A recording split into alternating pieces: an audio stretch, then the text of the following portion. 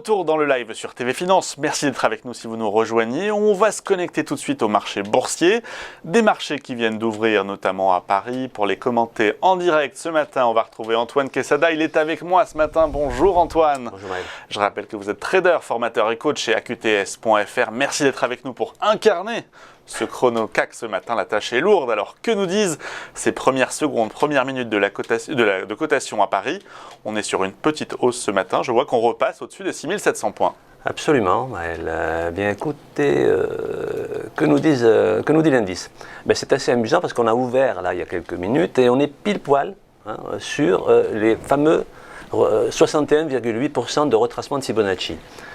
Alors, je ne suis pas le seul à parler de Fibonacci et je dirais que dans ces temps un petit peu incertains, et déjà la semaine dernière et même les semaines d'avant, sur ce même graphique qui est là, qui évidemment s'est actualisé naturellement, mais moi je n'ai rien changé au niveau et notamment au ratio de Fibonacci. La semaine dernière, je disais qu'on était dans un triangle d'indécision, c'est-à-dire que le marché pouvait à la fois aussi bien donner un petit coup de fouet pour remonter que casser que sortir par le bas de ce triangle. On voit bien le triangle ici avec la grande oblique baissière en noir, qui coiffe donc les cours, qui coiffait les cours puisqu'on en est sorti par le haut, et le grand support oblique en noir aussi, sous le graphique. Donc je disais que dans cette phase-là, le marché, la seule information que le marché nous envoyait, c'est qu'il ne savait pas où il allait. Et moi, modestement, comme j'ai l'habitude de le dire, et mes stagiaires le savent, quand le marché ne sait pas où aller, moi je le sais encore moins que lui. Donc je n'ai pas la prétention d'imaginer ou d'extrapoler. Vous faites le modeste. Non mais c'est la vérité. L'analyse technique permet graphiquement donc de baliser un terrain et c'est le marché qui décide. Évidemment, ces repères-là nous permettent ensuite d'extrapoler ce qui probablement va suivre. J'utilise beaucoup de métaphores dans mes formations et je dis souvent aussi qu'il est plus facile de prévoir la pluie quand on a un ciel noir et du tonnerre et des éclairs qu'en plein soleil prévoir qu'il pleuvra demain ou après-demain. Et ça, d'ailleurs la météo nous le montre tous les jours, il est plus facile de prévoir ce qui déjà vous donne des signaux. On n'est pas extra-lucide, on n'est pas voyant.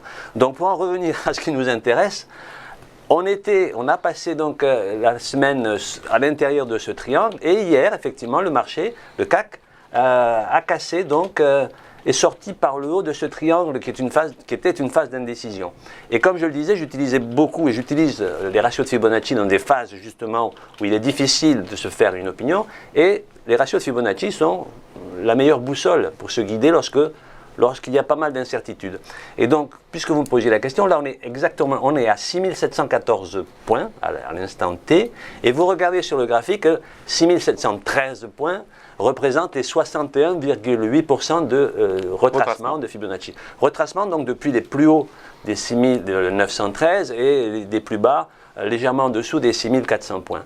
Donc on est remonté par paliers successifs, on a buté déjà sur ce niveau il y a quelques semaines, on est redescendu pour aller taper les points bas sur la zone des 6004 et on est remonté progressivement et hier nous franchissions les 50% de Fibonacci sur lequel le CAC a dans un premier temps marqué un petit temps d'arrêt pour ensuite aller au-delà et là à l'instant T, donc on est sur les 61,8 et ces 61,8, j'ai déjà eu l'occasion de le dire puisque dans d'autres circonstances, j'ai pu annoncer que je n'invente rien, ce n'est pas moi qui l'ai décidé, qui l'ai décrété, mais ce ratio, il est très important. En clair, c'est une grosse résistance.